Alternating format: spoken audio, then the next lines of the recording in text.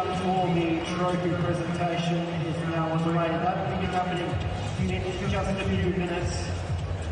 Aryna Sabalenka simply stumbled into an unexpected horror.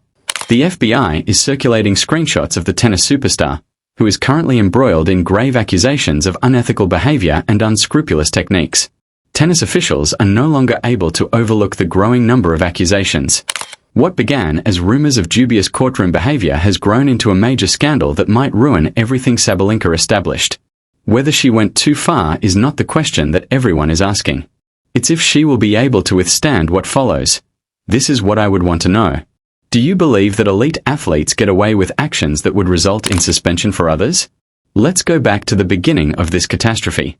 Because no one decides to ruin their entire career over a tennis match when they wake up one morning. It took some time for this scenario to blow out. It developed softly and slowly in that perilous area between hubris and confidence where champions occasionally get lost.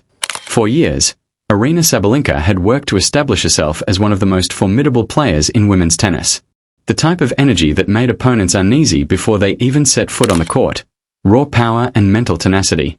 She was doing more than simply winning fights. She was controlling them. Crushing hopes with ground strokes that left opponents reeling and serves that sounded like gunfire. Her ascent to the top seemed obvious, even organic, like witnessing a natural force take its proper position. Here's the problem with remaining at the top, though. You get paranoid as a result. Suddenly, every young athlete appears to be a danger. Every grievance seems intimate. Every setback seems like the start of the end. And once you've made being the most formidable player in the room your whole persona, you start going to any lengths to uphold that perception. The Filipino phenomenon Gauff Eala, who wasn't expected to cause trouble at this early stage, enters the picture. Before challenging the status quo, she was expected to study, grow, and pay her dues for a few years. However, Eala never received that memo. Her wild enthusiasm made veterans uneasy as she blasted through competitions. There was no hesitancy, no respect for reputation, simply the conviction that she was one of the finest. And individuals like Sabalenka were shaken by that notion. Dramatic confrontations or public feuds were hardly the first signs of stress between them. Small instances that fans recognized but were unable to fully articulate were the beginning of it. The handshake was too brief by half a second. Every time Eala's name was mentioned, her body language screamed displeasure and her response at the press conference was colder than required. Nothing overt enough to draw attention to, but enough to raise questions about if something more profound was going on. Then their match, the one that would alter everything, arrived. As soon as they entered the court, the mood seemed off. With her shoulders taut and her jaw clenched, Sabalenka approached with that well-known stone-faced determination that suggested she was getting ready for battle rather than a tennis play. With a carefree smile, Eala jumped in, eager to show that she belonged. It was almost unpleasant to observe the sharp contrast. The opening set went quite well. Precision against power. Hunger versus experience. Two entirely distinct styles merging. However, in the second set, something changed. Something that would subsequently lead to charges, inquiries, and a public relations disaster that Sabalenka's team is still trying to quell. Sabalenka began extending her preservation routine, bouncing the ball 15, 16, and 17 times while making Eala wait by moving slowly and methodically to her towel. It initially appeared to be typical gamesmanship, the type of rhythm disruption experienced players employ to confuse novice players. However, it continued to become worse. The intervals lengthened. It became chilly on the stairs. The timing seemed too deliberate to be accidental. Then, in the middle of the demonstration, came the moment that threw social media into frenzy. Sabalenka grunted in a way that seemed out of step with the play. Just as Eala was about to make contact, not during her own shot. A brief interruption that could have been unintentional. However, 2 points later, it occurred once again. Eala's body language abruptly shifted, though. Confusion, annoyance, the evident tightness of someone attempting to keep collected while feeling purposely unsettled. At last, Eala extended her hand to the chair umpire. It was a subtle, non-aggressive gesture that conveyed the idea that something wasn't quite right. The audience began to mutter as the umpire nodded and gave a gentle warning about the speed of play. When cameras captured Sabalenka's response, that murmur grew into something more. In slow-motion playback, a quick, slight, but unmistakable smile. The term that conveys the idea that I know exactly what I'm doing. At that point, The game shifted from being about tennis to something much more repulsive. Social media didn't wait for formal declarations or inquiries. Within minutes, videos of unsportsmanlike behavior and dirty techniques were making the rounds with subtitles. Filipino supporters, tennis enthusiasts, and casual onlookers. Everybody had an opinion, and the majority of them were negative toward Sabalenka. The delayed serve was visible from one perspective. The misdirected grunt was grabbed by another. A third froze on the sneer that would come to represent the dispute. However, this is when the narrative becomes more sinister. The turn that resulted in FBI accusations. Because there was audio in all those widely shared videos that, according to supporters, caught something much worse than gamesmanship. During a changeover, Sabalenka is said to have said something beneath her breath into a courtside microphone. Something that sounded unsettlingly like Eala was the target of a racist insult. The audio quality was awful. It was distorted, ambiguous, and susceptible to interpretation. Online viewers, however, don't wait for clarification. They make decisions based on emotion and context. Additionally, individuals filled in the blanks with the worst possible meaning because of everything else that occurred throughout that match. Suddenly, this was more than merely dubious strategies. This concerned possible hate speech from one of the greatest names in sports. Almost immediately, there were similarities to Coco Gauff. In an effort to find evidence that Sabalenka had a history of treating opponents of color differently, fans started poring over historical film. After losing to Gauff, they discovered a tight handshake. Sabalenka became contemptuous during a news conference when questioned about up-and-coming Asian and black athletes.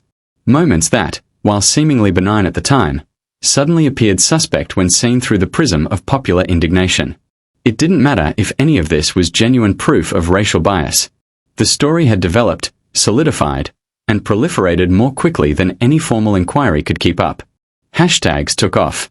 Hashtag Stand with Eala was popular in several nations. Despite being founded on accusations rather than verified facts, Investigate Sabalenka acquired popularity. Regarding the evaluation of video for possible sportsmanship infractions, tennis authorities released ambiguous remarks, steering clear of details yet taking no action to defuse the situation. The FBI aspect then surfaced, the allegation that turned this from a sporting issue into a possible federal prosecution. Rumors circulated on social media and tennis forums that someone had officially complained to the FBI about Sabalenka's reported insults, alleging they were hate speech that went too far. Nobody was confident whether the FBI was truly looking into this allegation, whether it had any legal validity, or whether any of this would lead to charges. However, the tennis community was shocked by the mere notion that federal officials would be involved. Sabalenka's group entered a state of emergency. Her social media accounts are silent. No press conferences. Nothing more than a succinct, lawyered response that was meaningless. That quiet was meant to stop more harm. Instead, it made her appear guilty in the eyes of the public. People assume the worst when you are accused of something so severe and you remain silent. Eala, meanwhile, managed the circumstance with amazing poise. She shared a single, straightforward message. Respect is a component of the game. I hope everyone keeps it in mind. 8 words that conveyed both everything and nothing. Acknowledging the debate without contributing to it. Preserving her dignity without disparaging her accuser. In contrast, Sabalenka's quiet was rendered much worse by the response. The opinions of former players were divided between those advocating for accountability and those supporting competitive intensity. Every frame of the game was examined by commentators. The possibility of federal prosecution for alleged on-court insults was discussed by legal experts. For weeks, the story dominated tennis coverage, taking precedence over competitions, rankings, and other sport-related events. The confluence of several problems was what made this scenario very hazardous. Unsportsmanlike behavior contra gamesmanship. Respect for young stars versus veteran privilege. Racial dynamics in a sport with a large white population. Social media has the ability to convict before any formal inquiry is finished. A fire that showed no signs of going out was fueled by every aspect. Eventually, Sabalenka started competing again. She was unique, though. Careful restraint had taken the place of the swagger. Her preserved procedures became substantially shorter. The fierce stare-downs subsided. Nobody could determine with certainty whether this was intentional image rehabilitation or real change, but everyone who paid attention could see the change. If the FBI inquiry ever took place outside of online rumors, no public charges were ever brought. Tennis officials examined the video, made general remarks about the standards for sportsmanship, then discreetly ended the case without making any conclusions or imposing any sanctions. However, the harm had already been done. No amount of victory could fully restore Sabalenka's damaged reputation. Eala, on the other hand, gained more credibility after the issue. Among younger players, her ability to remain composed under duress became legendary.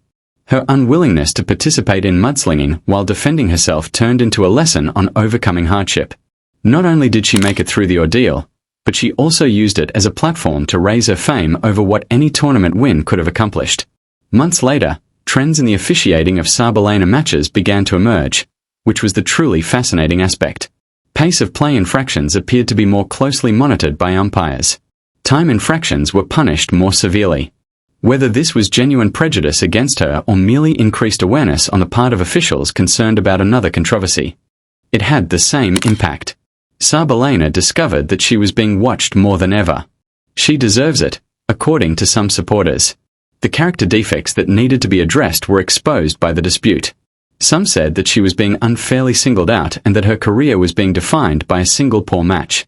As always, the reality most likely existed somewhere in the complex center where people make errors, deal with the fallout, and perhaps grow from them. There is no denying that the episode altered discussions regarding professional tennis behavior. The debate between crossing borders and gamesmanship got increasingly complex. Whispered observations regarding racial dynamics in the sport gave way to candid discussions. It became hard to ignore social media's potential to demand responsibility and create narratives. For Sabalenka, winning games was not enough to move further. Rebuilding trust needed proving that the behavior in that match was an exception rather than a pattern via deeds rather than words. She would never be forgiven by certain people. The instant those videos became viral, their thoughts were made up. While most would watch and wait, letting time and behavior dictate their judgment, some would give her the benefit of the doubt because they believed in forgiveness and second chances. Whether genuine or not, the purported FBI inquiry signified more than just one player's legal issues. It represented a change in society where athletes' actions on the court are scrutinized in ways that earlier generations were not. Stars could no longer conduct as they pleased with little repercussion, replaced by a time where public responsibility arrived quickly. This narrative demonstrates how your reputation in contemporary sports may deteriorate more quickly than it can be restored. Sabalenka discovered the hard way that passion without decency makes foes rather than heroes. Eala demonstrated to us that poise under duress speaks louder than any retaliation. Public opinion creates the story that accompanies you forever, but the court will always be the ultimate arbiter. Please hit the like and subscribe buttons if you thought my analysis was helpful so you won't miss the debate that everyone is discussing.